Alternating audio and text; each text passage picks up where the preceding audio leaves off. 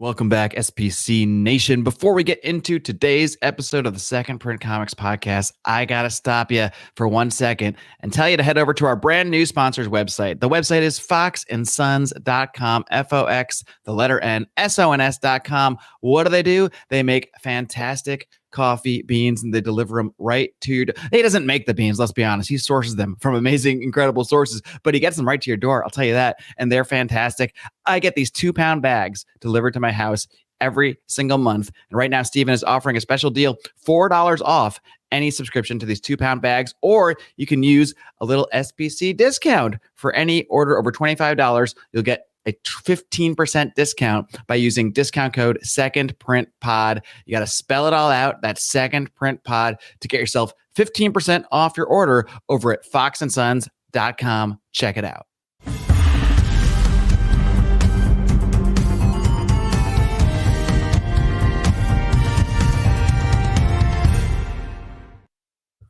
Welcome, SPC Nation. I've got a very special guest here today. He is the proprietor of the Secret Sun blog, as well as the author of a number of books, including, most relevant to today's discussion, the book Our Gods Wear Spandex, The Secret History of Comic Book Heroes. I'm very pleased to welcome Chris Knowles. Welcome to SPC.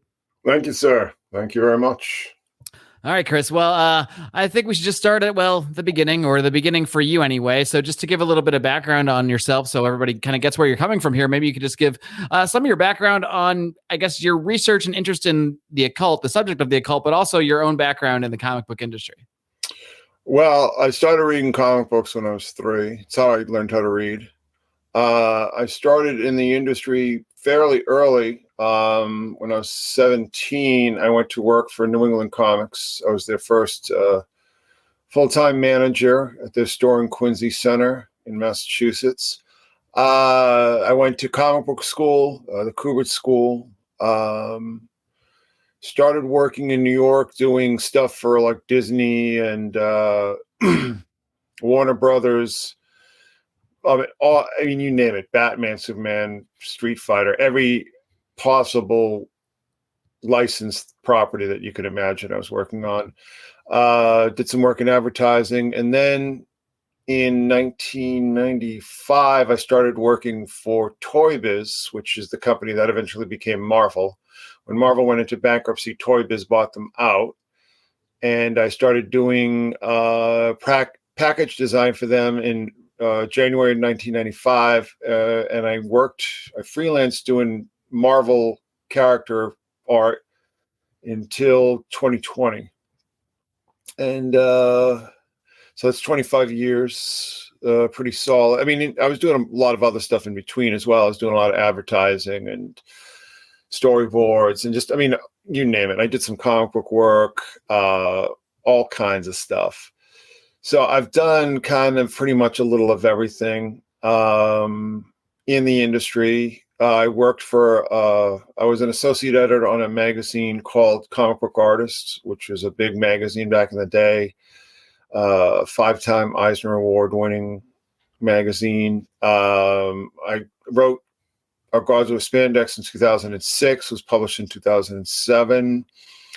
I did a bunch of documentaries and some television appearances, radio stuff, promoting that book. So I have a pretty, my entire adult life, like into the, sort of the lip of my adolescence, the final days of my adolescence into my, if you talk about adult life being 18, which I don't know if I necessarily agree with, but I'm 43 and I'm still deciding if I'm. Yeah. So I was, I've been working in the industry on Marvel, DC, a number of different characters, doing where the real money is, which is in the merchandising, toy design. I did a lot of toy design in the 90s. I'm sorry, toy packaging design. And like I said, I've done pretty much everything you can name. And I wrote Our Gods Wear Spandex because it was kind of like, where did the superheroes come from? What's the lineage? What's the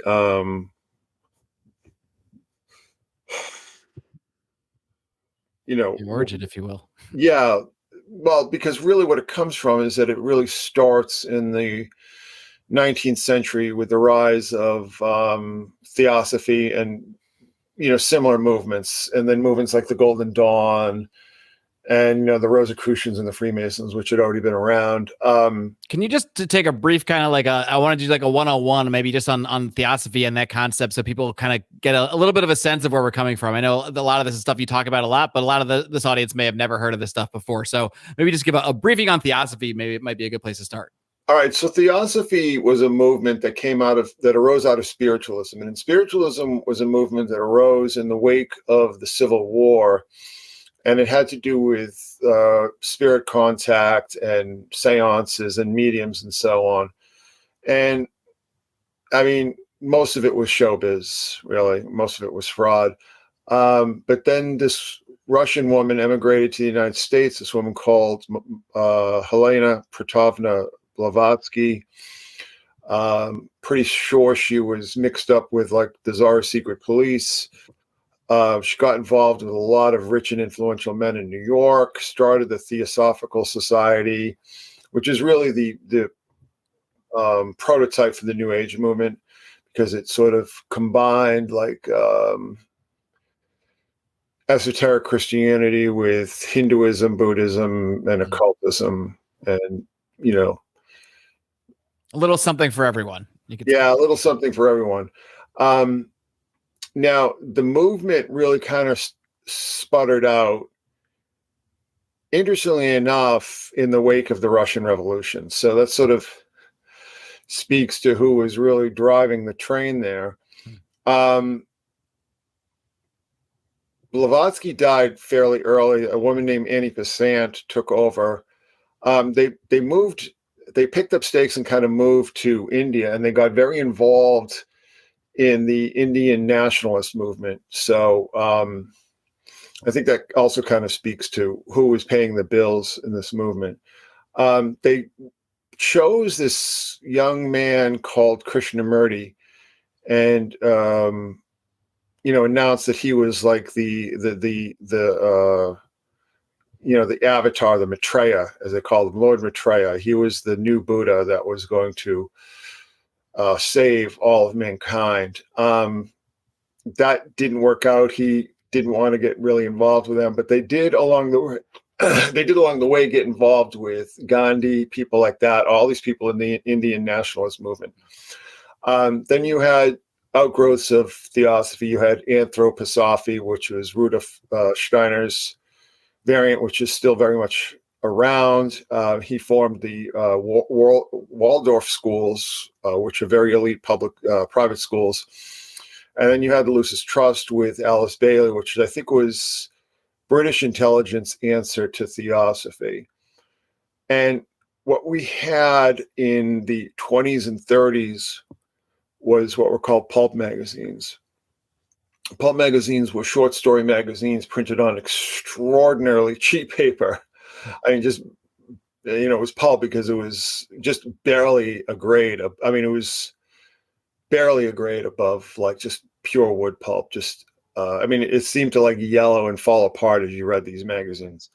And it's very hard to find pulps today because they're all just completely disintegrating because, the paper was so high in acid content.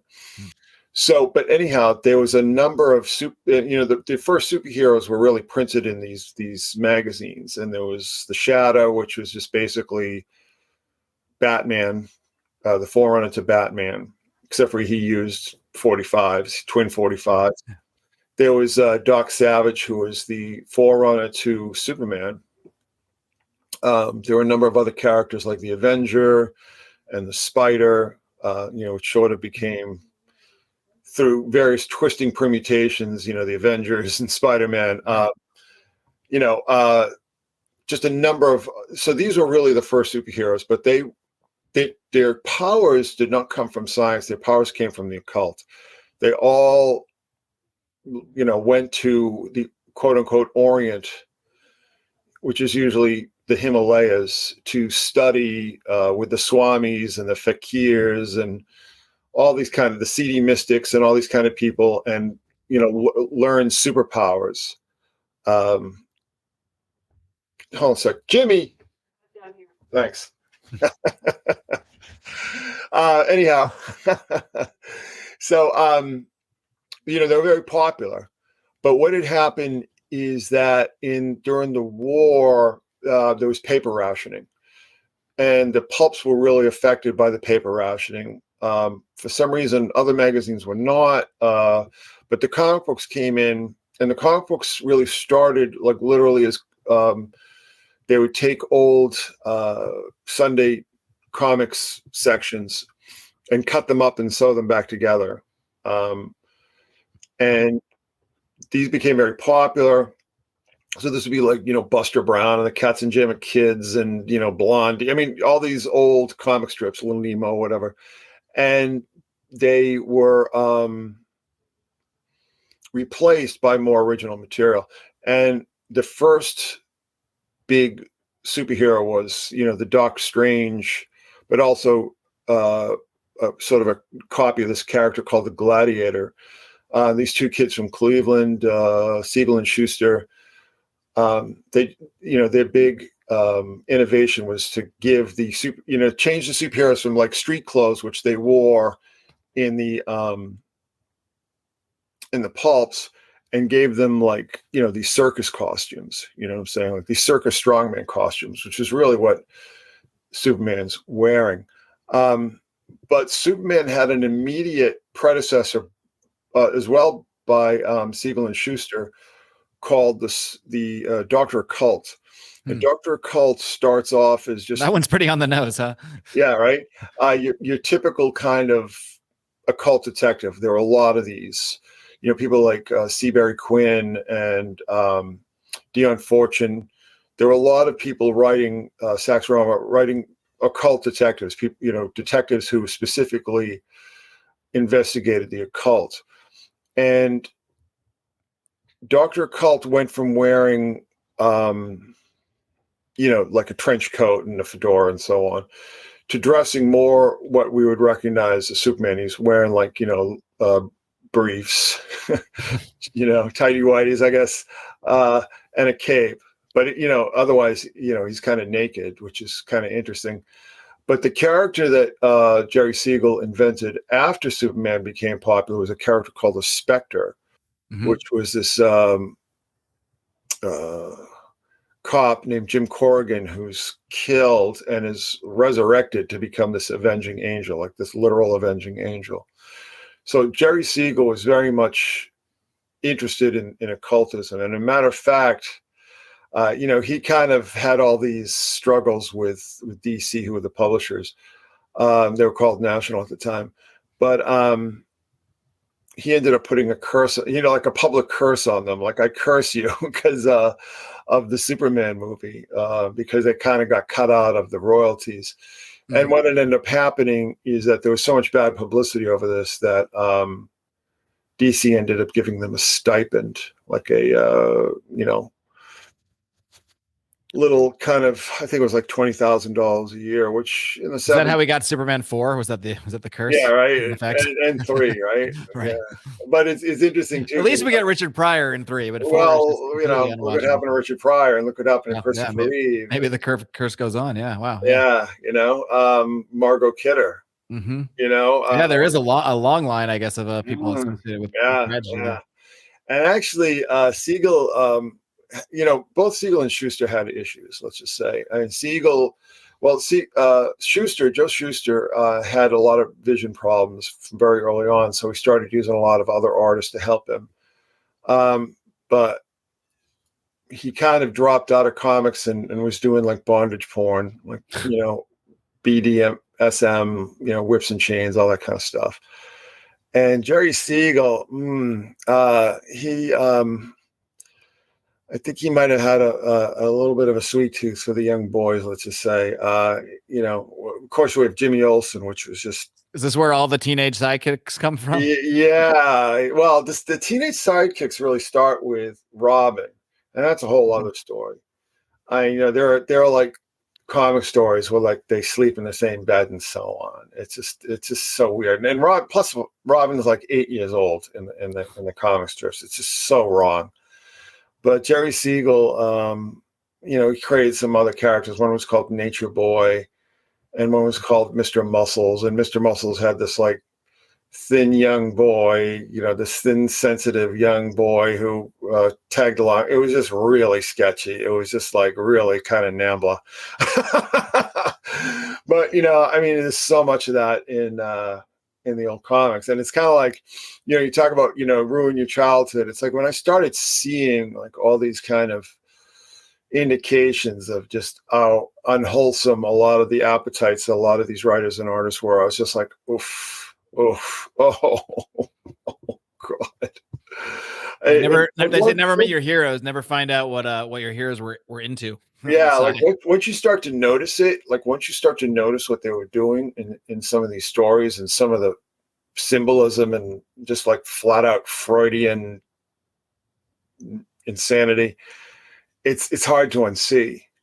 It's hard to unsee. So does this extend into some of our? We were primarily talking about DC and the origins of things there. Does this extend into like Stan Lee and our more beloved names that we always consider somewhat sacred, or is there anything we can still? No, not so much. I mean, Stan Lee was a much different kind of guy. Stan Lee and Jack Kirby. I mean, Steve Ditko who co-created Doctor Strange and Spider-Man. He was a little weird. I don't know if he was, banned from, living within 200 feet of a public school or something. I mean, I don't know, but when you start looking at his stuff, it gets kind of weird too. But a lot of it is like when you're just sitting in a room by yourself and you're just alone with your thoughts. People's, particularly artists who are already screwed up, right? Your thoughts can just start going to some pretty dark places. Your fantasies. When you're constantly having to delve into these fantasies, it can kind of get a little sketchy. So, I mean, that's neither here nor there. But I don't think Stan Lee really, I don't see a lot of that in Marvel books at all. And do you think Marvel was more just trying to take what DC had already done successfully and it's just kind of essentially ripping it off and in some ways being more successful at their ripoff? Yeah, no. Like I would say, I mean, obviously Captain Marvel, who we know as Shazam now, and there's another character, the sort of gender swapped Captain Marvel, which the less said about the better. That was like it was just a flat out, and the publisher of Captain Marvel, Fawcett, and DC, who were publishing Superman, they were like in court for years over that.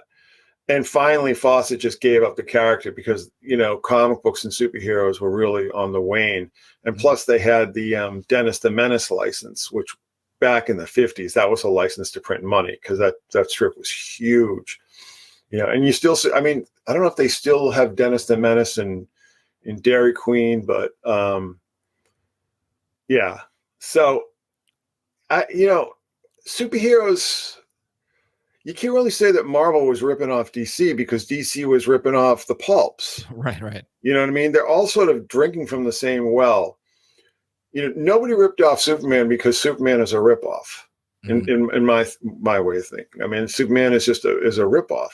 The interesting thing that Jerry Siegel did, though, is that he made him an alien. Right. And that was like a new spin. People forget that Superman is an alien. He's not just like a super guy. He's from another planet, and it is the whole Moses and the reed boats on the Nile kind of deal, but it's just a rocket ship, right? And that was introduced before the current sort of, I would say the current era of UFO alien hysteria started more like in the 1940s. Right. But there were the science fiction pulps, but it was in a much different context. It wasn't, but it's interesting too, because you could kind of argue that Superman is like the prototype of the more like religious cast of. He's like a Christ figure almost that's come to. Yeah, exactly. So you kind of see that, you could kind of see him in that context, that he's more similar to, that messianic space brother kind of thing that became more popular in the 50s, right? More popular in the 50s. So, yeah, but occultism and the paranormal. So what it is, like I said, is that these OG superheroes, the pulp superheroes, all got their powers, from the same kinds of pulp and pop occultism, ironically, that we're advertising, because the Rosicrucians used to advertise in the pulps. Oh, wow. So they were literally, these groups that were into this stuff were actually literally then funding these pulps, which directly led to the same superheroes we know today. Exactly. So it sort of becomes a loop. So, I mean, these characters are all kind of savior figures in a way, right? They're all self-sacrificing classical heroes, right? Because, heroes in the old days were tragic figures, really. I mean, if you read the old Greek myths, all the great heroes, have bad ends. They all come to sort of bad ends. Because that's just the way the Greeks sort of saw the world, as this bitter struggle with natural forces and so on. And that, there's constant state of war between all these city-states and whatever. So, the heroes really are,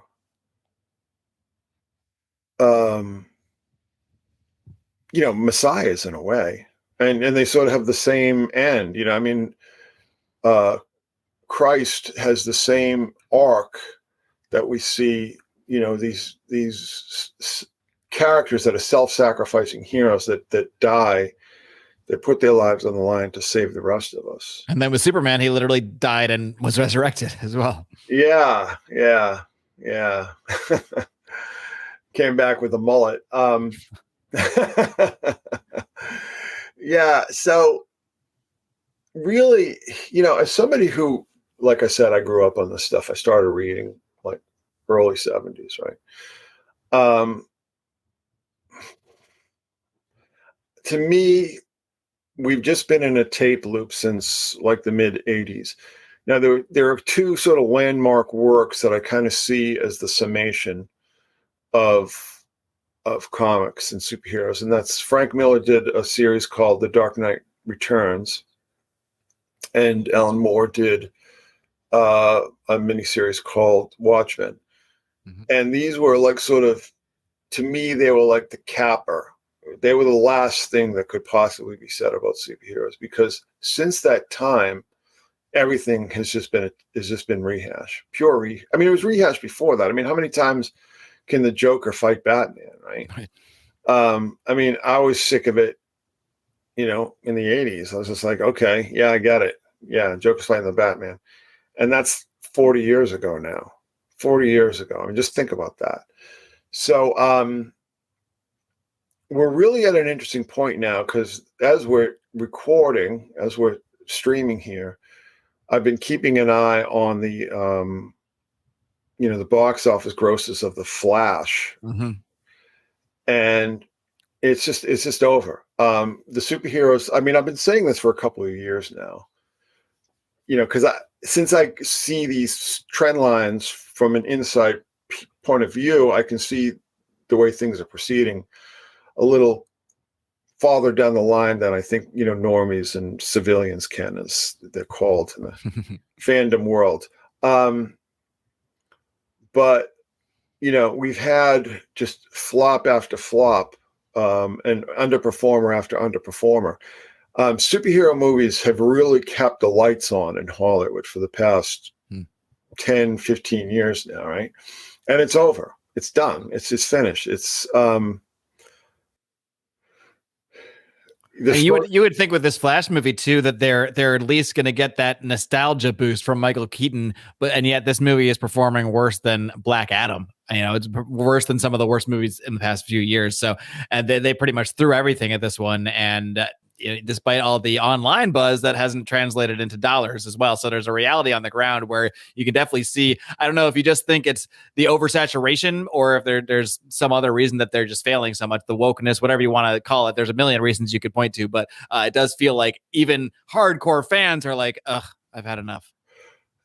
everything lives and dies. Everything has its natural life cycle, and myths are not forever. Look at the Westerns. The Westerns were the great American myth, weren't they? For 100 years, really, up until the early 70s. Early 70s, mid 70s. I mean, you still had big budget Westerns being made, and then they became much rarer, right? I mean, you still had like Unforgiven and Tombstone, and some big, but it wasn't like anything like what it was. And we're going to be seeing the same thing with superheroes, but it might be worse because these movies are unimaginably expensive to make. Mm-hmm. I don't think that people really understand how. And somehow they still come out with really shitty animation, shitty CGI. It's unbelievable. We're past peak CGI. CGI is really hard to do, right?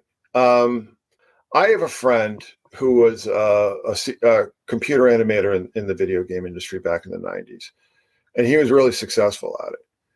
And he walked away because he was like, I don't want to die of a heart attack or of cancer, because he just saw people in his business dropping dead, 30s, early 40s.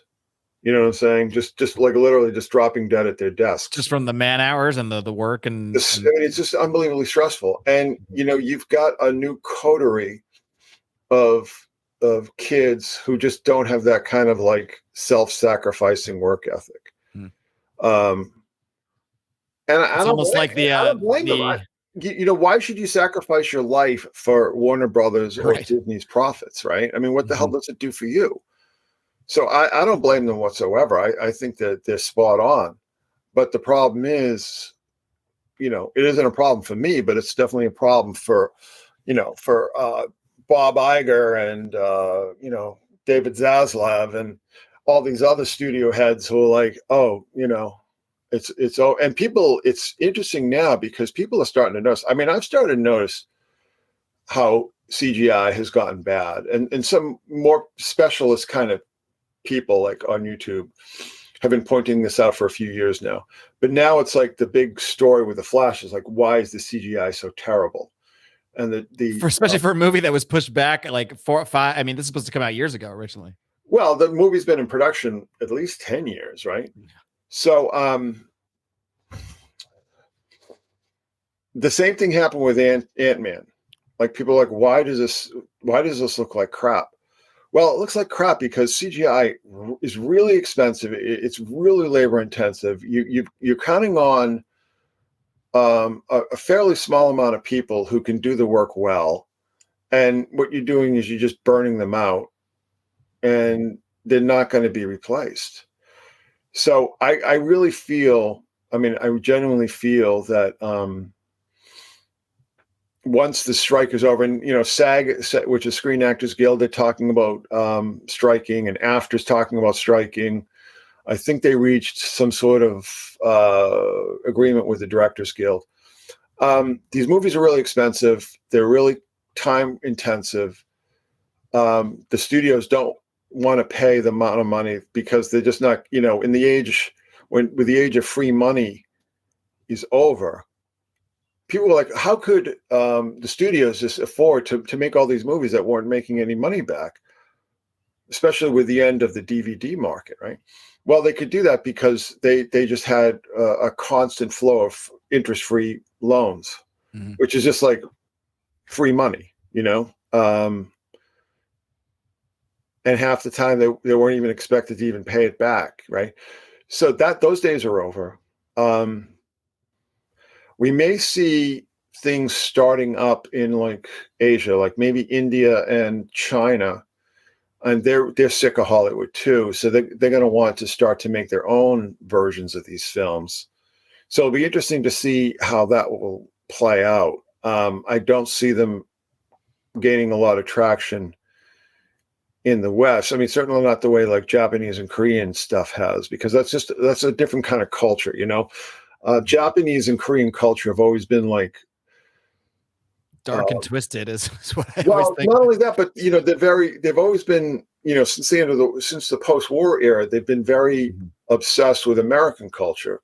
So what they've done is that they've sort of taken American pop culture, put their own little spin on it, and then sent it back, with a sort of exotic, cutesy spin that, young kids, especially kind of young shut-in kids today, find really appealing. I mean, but the thing is, it's like anybody who's like got an anime or a manga avatar on Twitter is usually going to be saying some pretty heinous shit about like kids, and you know what I mean? The odds are high enough. Yeah. Yeah. Whenever I see it's like my hackles go up whenever I see somebody with an anime avatar, because I'm like, all right, they're either going to be trans, communist, maps, right? Maps, Satanists. There will be intersecting. Some combination of the four. What's that? There will be intersecting of a few of these, most likely, right? Yeah. So it's not altogether wholesome.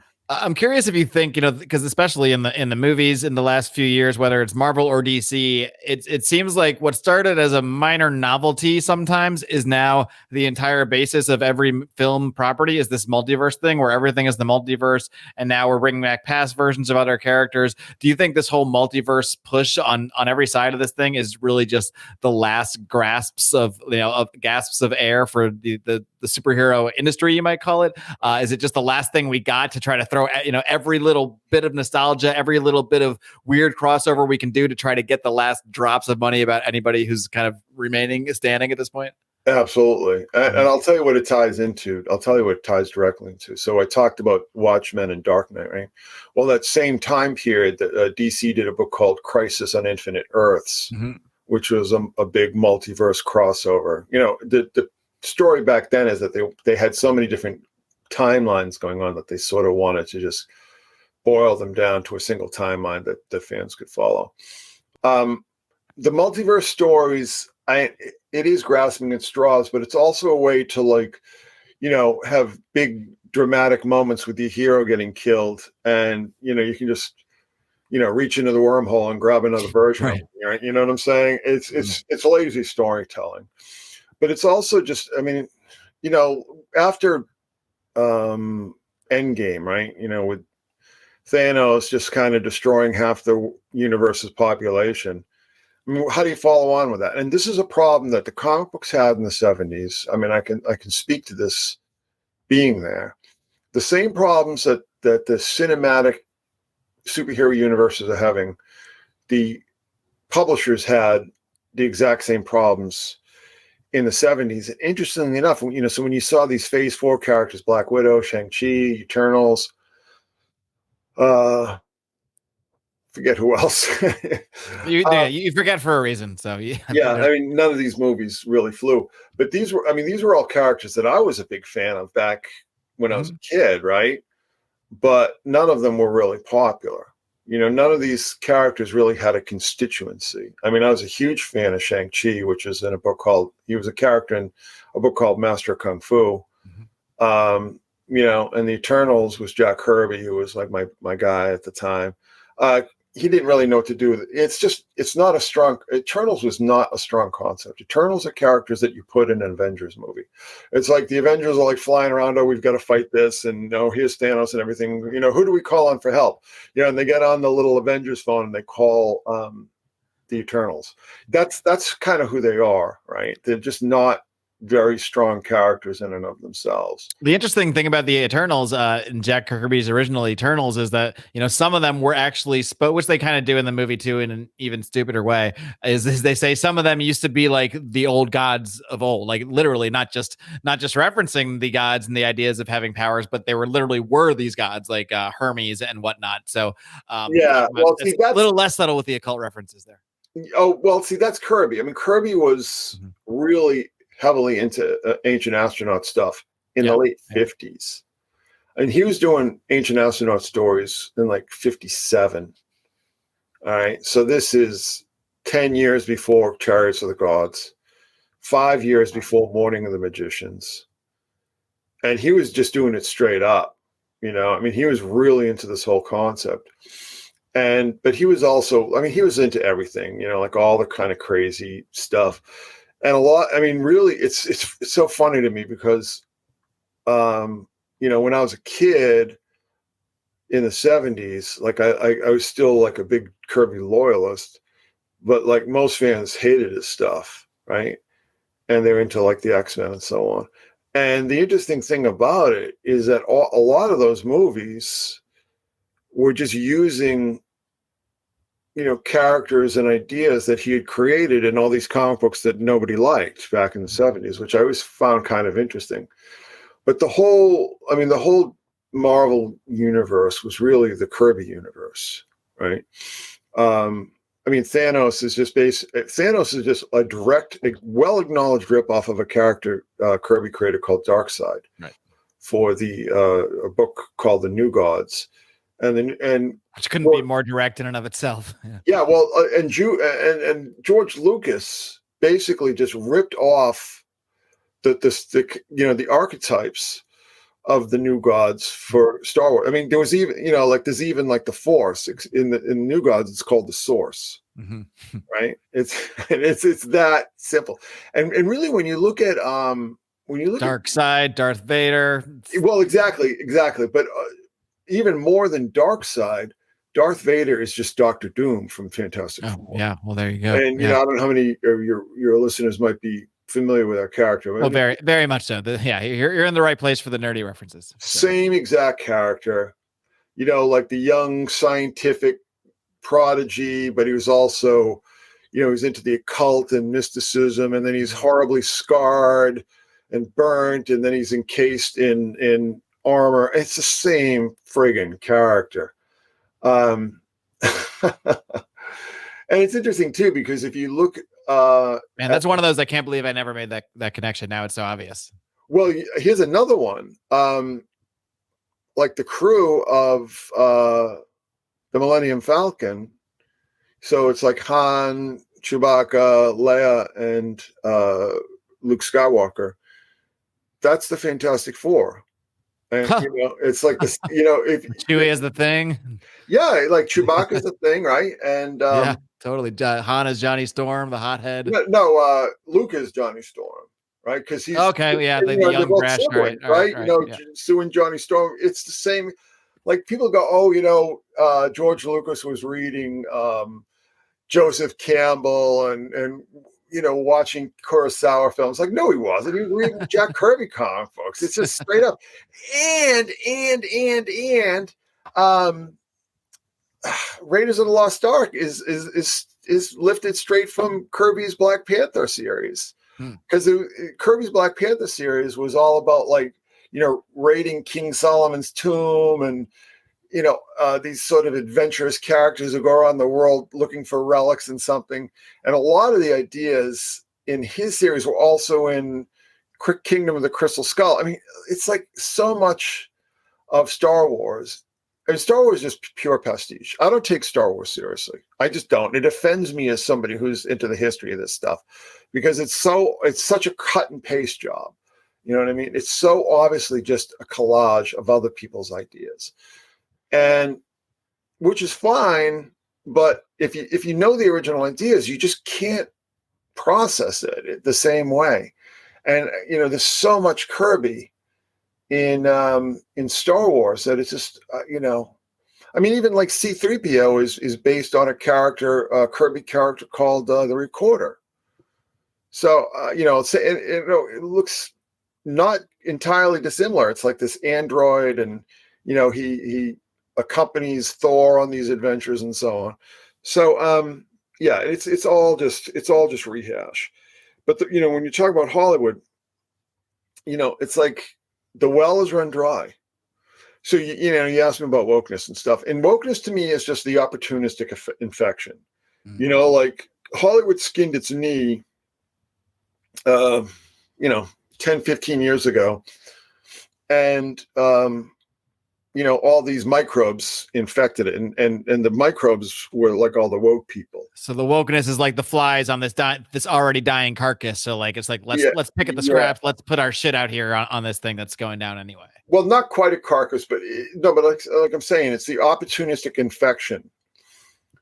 I don't think woke in and of itself did not cause the death of superheroes in Hollywood and everything. They just took advantage of it. They just capitalized on it. But the infection was already setting in. I mean, because if something is already trending downward and already dying, it's more susceptible to just some hotshot executives coming in and saying, all right, well, we're just making the lesbian everything now, or the black everything now, Well, exactly. And a lot of it's like the kind of people who kind of like run Hollywood now. And it's people who hire their friends. You get people who come in, from women's studies programs or something. They get a job in Hollywood, back in the woke virtual signaling free money days, right? When they could just afford to indulge these people, kind of keep them quiet with these make work jobs. But the problem is that these people come in, they start making trouble, all this Me Too stuff.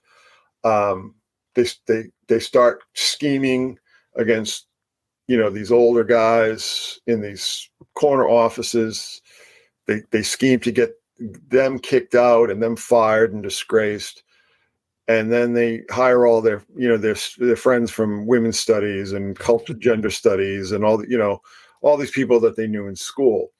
And that's really what we see. I mean, it's incredible how, what you're saying really does explain a lot, because you'll see a lot of these writers that get brought on, especially to a lot of these Marvel movies and Marvel shows, and you'll see interviews with them, and they'll almost brag about how they never read the comics and don't care about the characters, and so they have to like ask their one nerdy friend questions, and it's like, and these are the people being put in charge of overseeing these characters. So there's no wonder there's such a disparity between the product and the actual, like, whatever might remain of the hardcore fan base.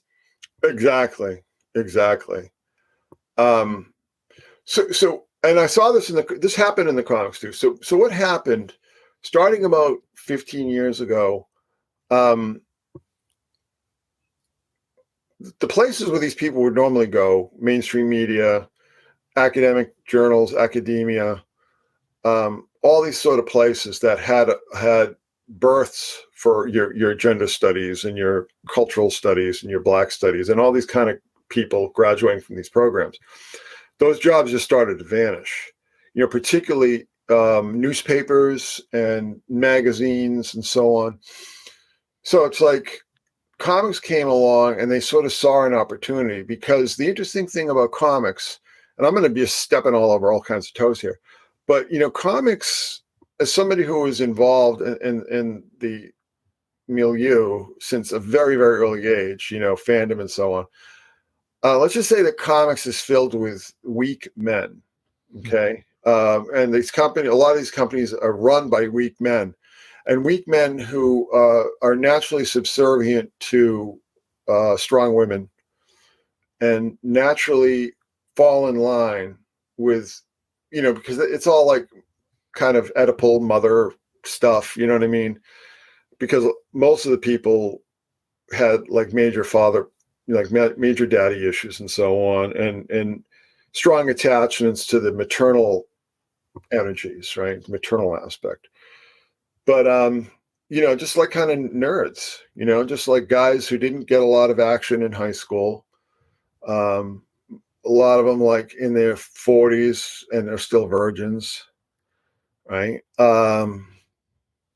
They're easy marks. And I think a lot of these women came in and they were, it's well known that they would get on these like message boards and these secret Facebook groups and so on and plot like how are we gonna get rid of this guy and that guy, and how are we gonna take their jobs, and how are we gonna take over like that openly. What's that? Like that openly. Yeah. Well, I mean, it wasn't that openly until people, infiltrated these groups and started posting the screenshots and so on, right? But it was that deliberate. It's like X amount of women's studies, gender studies, cultural studies majors, graduates very poor career prospects. And, I mean, the thing that has to be said is that, say a lot of these people end up at like Marvel Comics or something. They're making next to nothing. Mm-hmm. And the salaries are, salaries are pathetic. I mean, I worked, like I said, I worked for Marvel and the company that preceded Marvel for 25 years, right?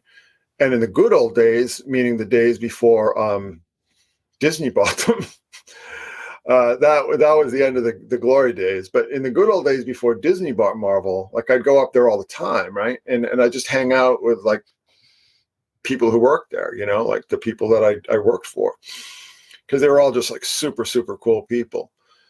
And one time I was doing this interview with these students from Toronto who wanted to make a documentary on comic books and everything. So they wanted to interview me because our God's War Spandex had just come out. And it was funny because it was the day during a blizzard in New York, right? And I said to these guys, these kids, right? I said, hey, you want to go up to Marvel? And they're like, what? I'm like, yeah, come on, I'll take you up to Marvel. You can get the tour. And I was hoping that they could film, right? And so we get up there, and my boss says, they don't want you filming up here and all this kind of stuff. And I was like, well, that's cool. So whatever. But I was just taking around introducing them to people, right? But so this is like the divisions of Marvel that were making money, right? Like the movies and the toys and all this kind of stuff. The actual comic books, the guy who is like the big deal superstar editor-in-chief, his office was literally a converted broom closet in the back, like near the emergency exit. You know what I mean? So you're in this main floor, right? And there's like accounting over here, and there's like, consumer products here, and this and that over here, legal here, whatever. And then there's editorial. And at the time, editorial was like this little, like 2 or 3 or 4 offices at the most. It's the exact opposite impression that you have, at least that I would have growing up reading these comics, always seeing that same name, editor-in-chief. You always picture, oh, this is the bigwig. This is the guy with the fancy office. This is the guy who runs the place. Yeah, but that's here's the ugly truth that people within the industry have always acknowledged, is that since the kind of the post-Batman 60s collapse, so the comics were huge. So you had like Fantastic Four and Spider-Man and all these kind of books in the 60s. And then you also had the Batman TV show, which was just a phenomenon, right?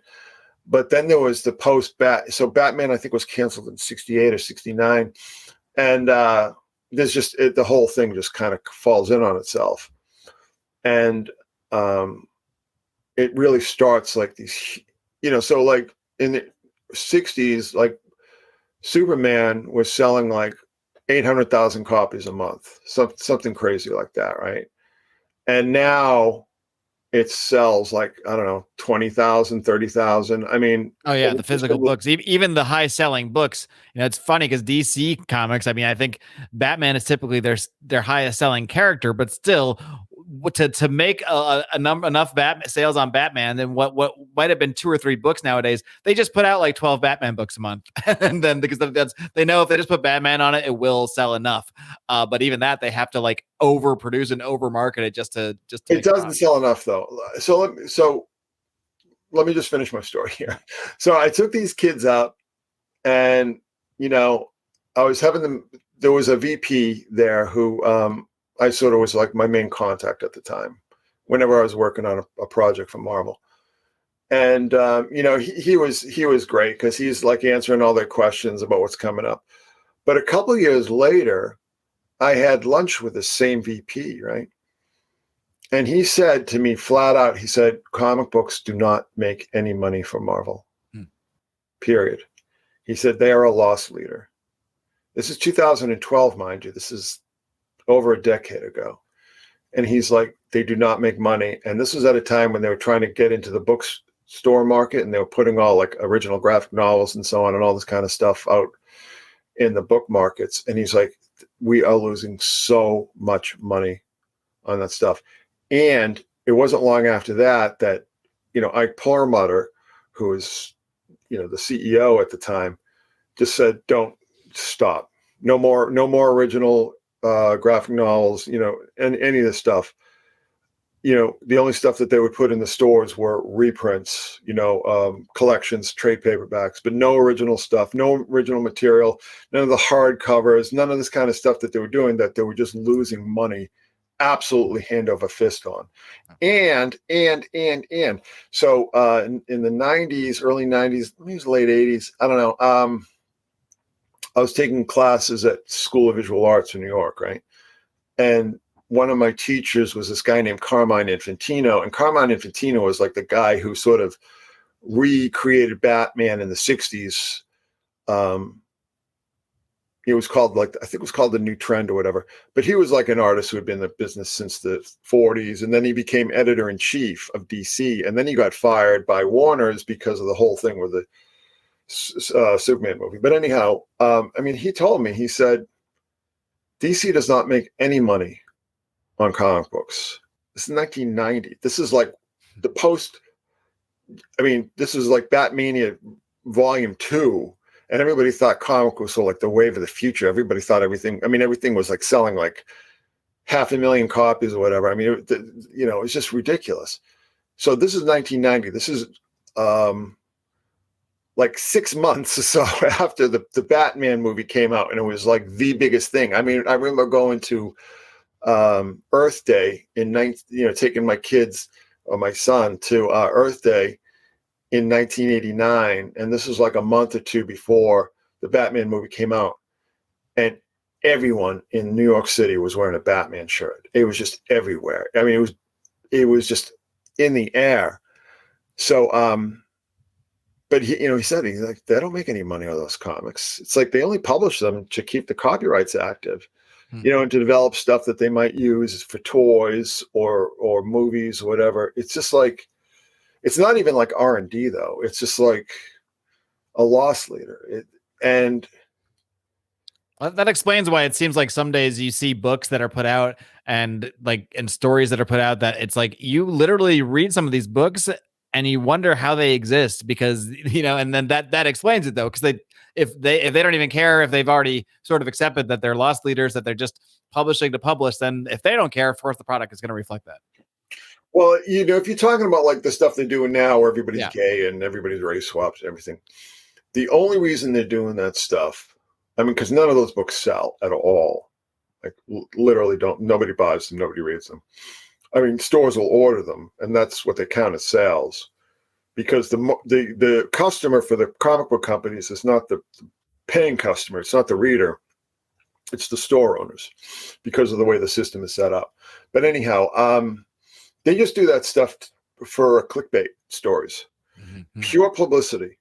They know that nobody wants to read like Superman's gay son stories. They know that nobody wants to read this stuff. They know nobody wants to read like Gwen Stacy is trans or whatever. They know nobody cares about this stuff, right? The people who do care about it, the people who talk about it on some of these fan sites, they don't read the comics, and if they do, they just read them on bootleg sites, right? Pirate sites. They don't read this shit. And, Marvel and DC know that. It's just all about getting stories on CNN.com or whatever. It's pure and simple. It's just visibility. It's just keeping the characters visible, because they could. So here's the thing. So say you did like you're like, we're going to make every hardcore fan, of which there are only like 250,000 in the US and only have been like, that number stayed like frighteningly consistent since the early 70s. So we're going to keep this 250,000 base of fans happy, right? Give them everything they want, give them all the characters they want, right? It doesn't matter because, they're not making money in the book. So it's just like, all right, well, we're going to drive off the fans, who most of these guys, single white males in their 40s and 50s, nobody wants those guys, right? And we're just going to just write them off because we need to get we need to keep our characters visible with all these ridiculous, woke, nonsensical stories.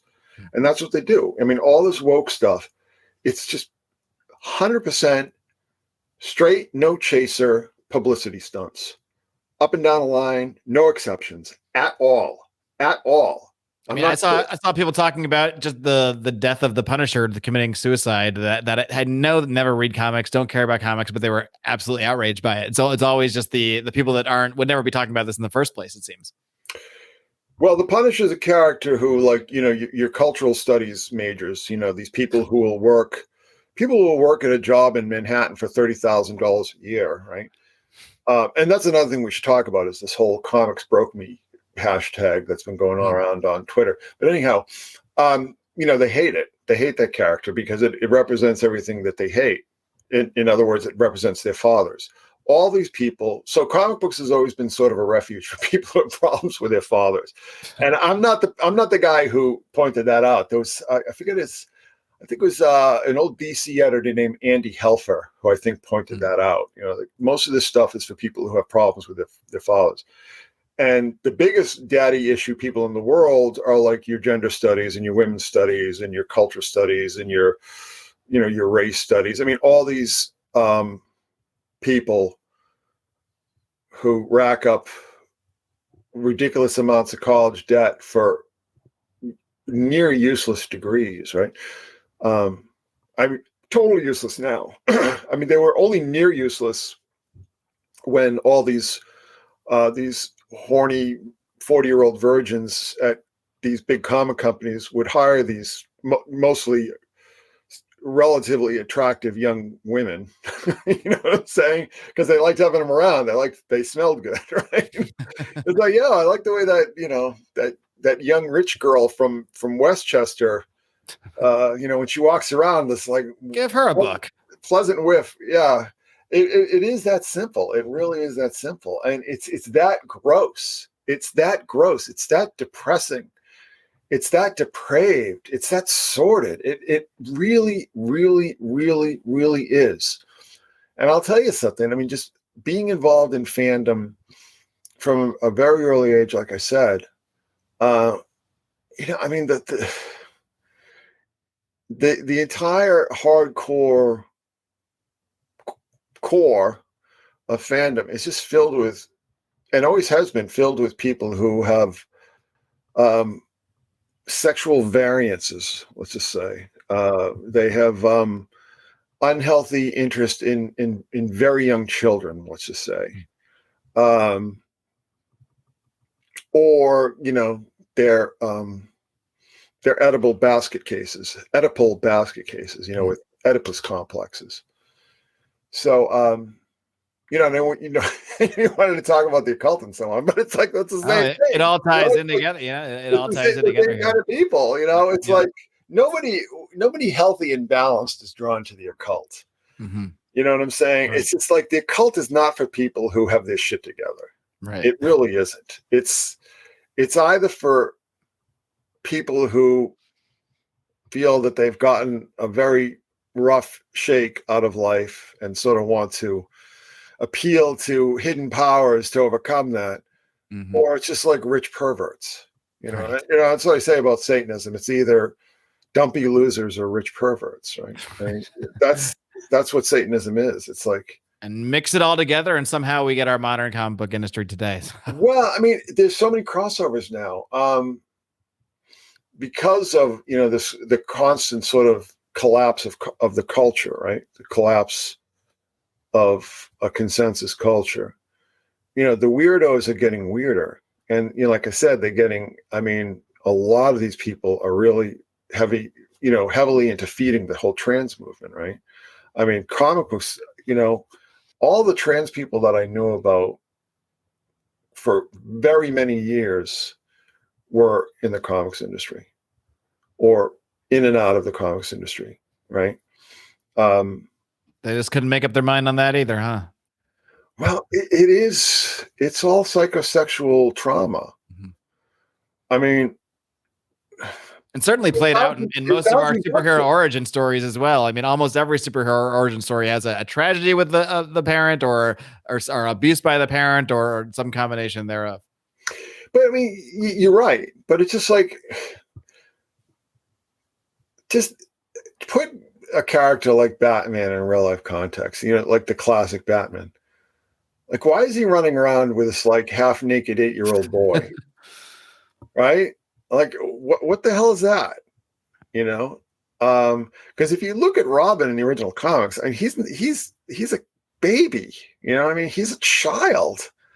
And like, who thought that was a good idea? Like, it's one of those things that it's so imbued in the culture, and we think of Adam West Batman and the goofy teenage Robin, that when you never stop to actually think about it for 2 seconds, what is happening here? This older man running around in tights with a little teenager, and then you realize that Robin was actually 8 in the original, and then you're just like, how was this ever okay? Well, I'll tell you something. One of the other characters that I've looked a lot into, because it's a mess, is Wonder Woman. And, the guy who invented Wonder Woman was, he was one of the Army's first psychological warfare professors, right? One of the first people who taught the skills of psychological warfare, right? And then he was sort of kicking around when the comics got real popular in the early 40s. And then he pitched his idea to, it's hard to explain, but it wasn't actually DC itself. It was sort of like an auxiliary company, but it's neither here nor there. But anyhow, so then he starts Wonder Woman. And if you go back and look at those Wonder Woman, it's the most perverted shit you'll ever see in your life. It's all like bondage and little kids, and it's just disgusting. It's just so perverted. And actually, there's a woman. So this is back in the day when parents actually cared about their kids and what they were consuming. And so to sort of keep the parents quiet, DC would hire these luminaries, to sort of give their blessings to the books. And one of the people who they hired was a sort of like a pop psychologist, right? Sort of like a Sally Jesse Raphael of her time, called Josette Frank. And she was supposed to sit there and like just sign off and say, "Oh, don't worry, parents, this stuff is great." And what broke her was Wonder Woman. She said, I forget the exact way she said it, but she said an out-and-out striptease would be less unwholesome than this disaster. She just said, this is perverted. These comics are perverted. This is disgusting. And she quit. And she walked away from like a plum gig. She was making pretty good money. And the woman who replaced her was a woman named Loretta Bender, who was just basically MK Ultra before MK Ultra was MK Ultra. I mean, she's sort of like the founding mother of MK Ultra. I mean, this woman was a monster, an absolute monster, and was doing mass human experimentation on children at Bellevue Hospital. Wow. Basically pumping them full of like insulin, and then when, basically killing them and just sort of seeing what would happen, right? Just like, this is like Auschwitz stuff, right? And then when LSD came in, she would like these kids, these orphans, a lot of them were like mentally handicapped in these public houses, these, hospitals and so on. She was pumping these like small children full of like ridiculous doses of LSD, ridiculous doses. It was horrific. It was the most horrific thing. And she's the woman who DC hires to basically tell parents, "Oh, don't worry, this stuff is great. This stuff is great." Wow. Now, there's a guy who, when I was growing up with all the boomers, was like a big villain, this guy named Frederick Wortham, right? And he wrote a book called Seduction of the Innocent. And this guy's one of my heroes. And he's been I remember when I was working on, I don't know if he became my hero when I was working on A Guards with Spandex, or I sort of idolized him before, because I always grew up with all these like boomer weirdos telling me that, how horrible this guy was, right? But he was a guy who wrote a book called Seduction of the Innocent, and just basically said, this shit is fucked. And the people who are making this stuff are fucked. And they're screwing with, they're exposing kids to violence and gore and all this sexual weirdness, S&M, all this like ridiculous stuff. These kids are way too young for it, and it's having a terrible effect on them.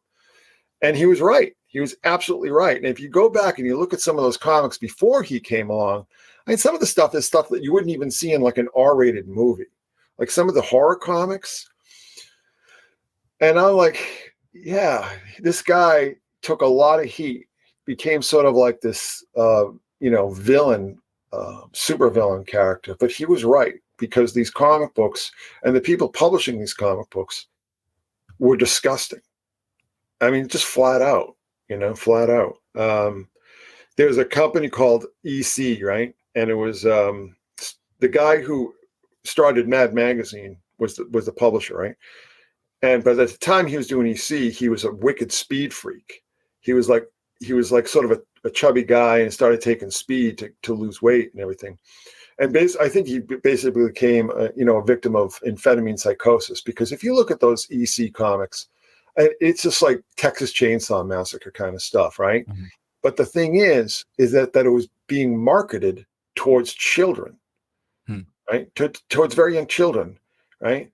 And all these boomer weirdos who never had kids or anything, they don't understand that it's not good for children. The stuff is not good for kids. Maybe you're just like a teenage weirdo who wants to get his rocks off on like gore and stuff.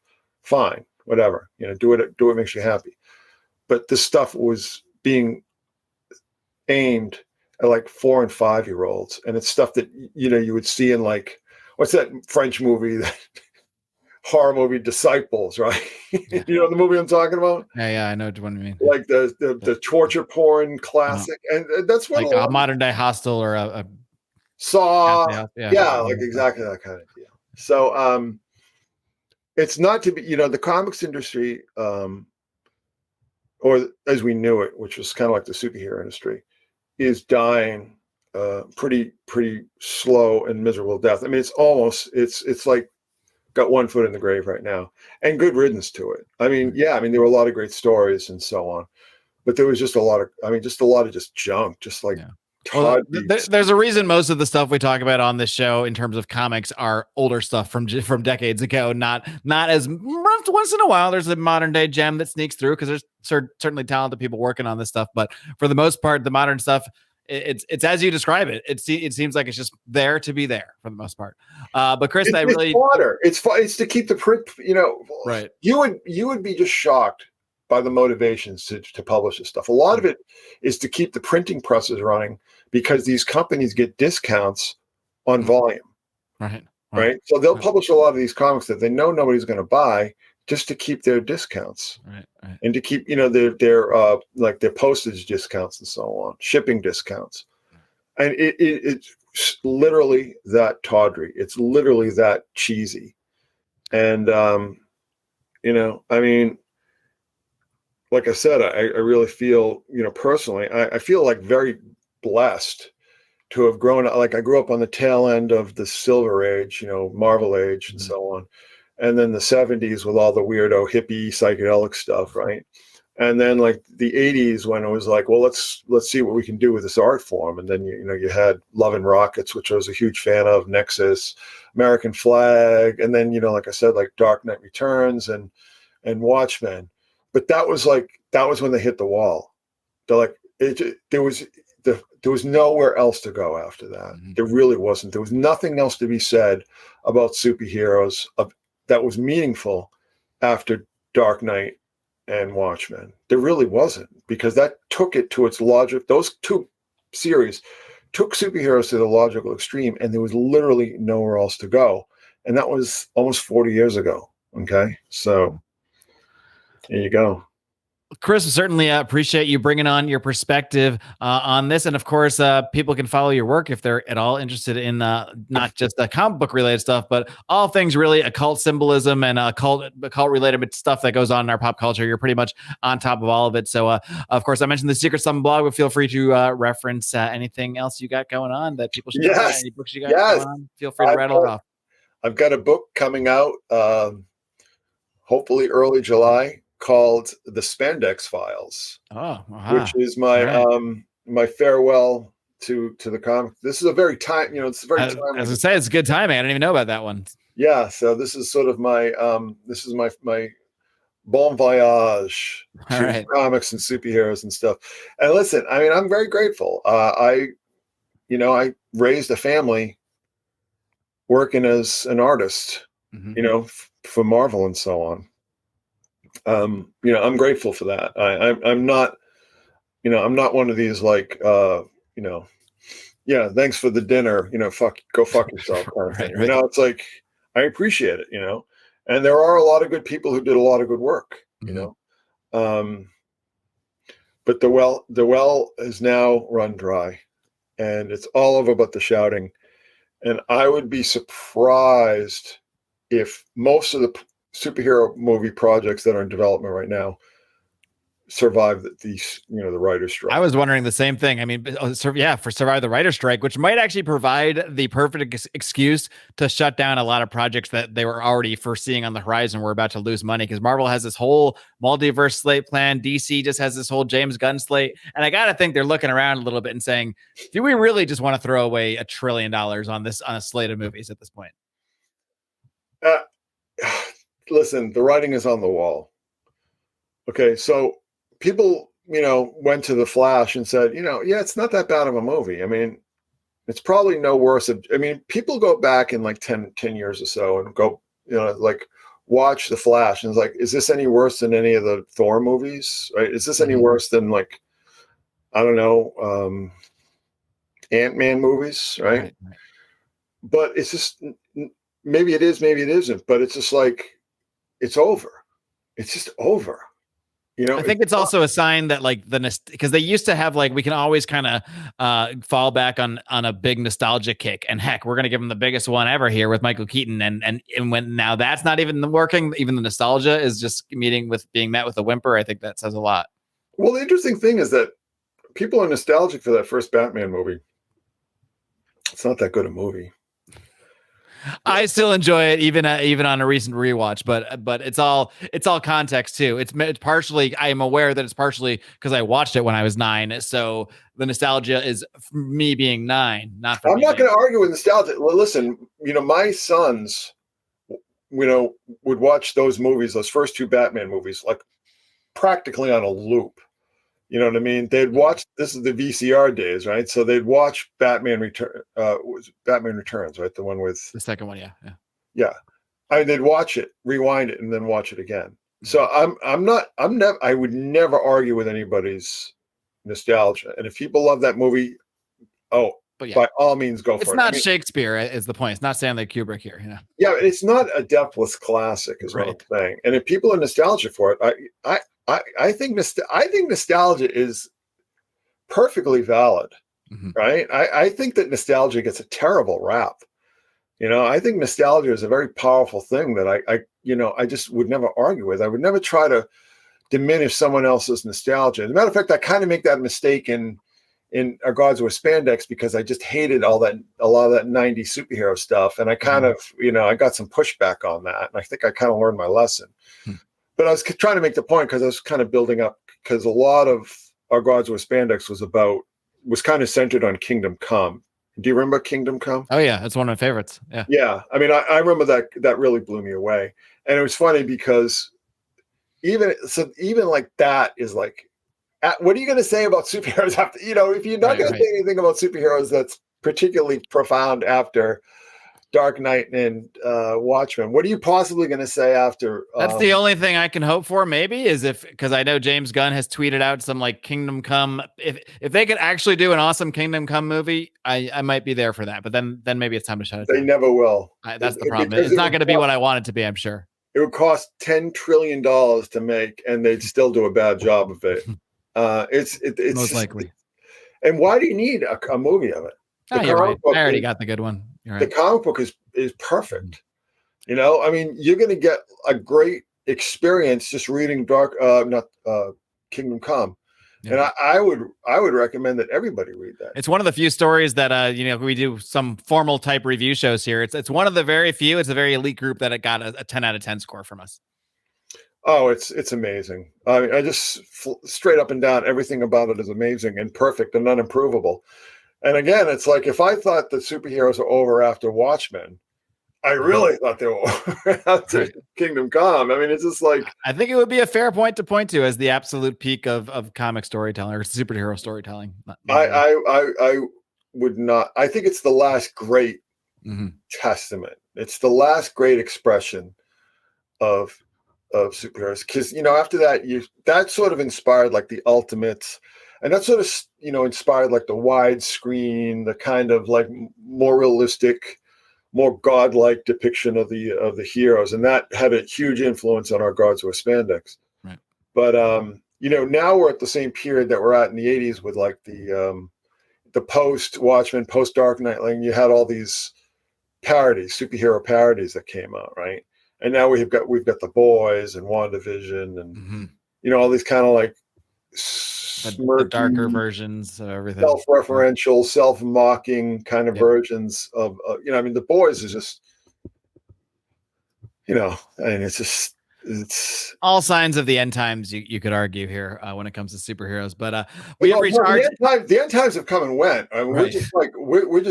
we're cleaning up the. We're just hanging out in the aftermath, right? We're just basically throwing the bodies, all the bodies on the on the bonfire now, and it's over. Right. And all we need to do is just clean up the carnage. It's never coming back. Never coming back. I guarantee you, it's never coming back because it's really a vestige. Superheroes are really a vestige of Greek mythology, particularly Greek mythology. And Greek mythology that was popularized during the 1800s with the neoclassical movement. And that fed into occultism and spiritualism and theosophy. And that inspired the creation of the superheroes in the 1920s. So it's just like there's nothing left. There's no meat left on the bone. So. Well, Chris, we thank you for coming here and gnawing on a little bit of whatever's left on the bone, I guess you could say, with us. And I will look forward to the new book. I'm glad I brought you on now. It's pretty good timing. So we'll definitely have an eye out for that. All right. Thanks so much, Chris. Take care. Appreciate it.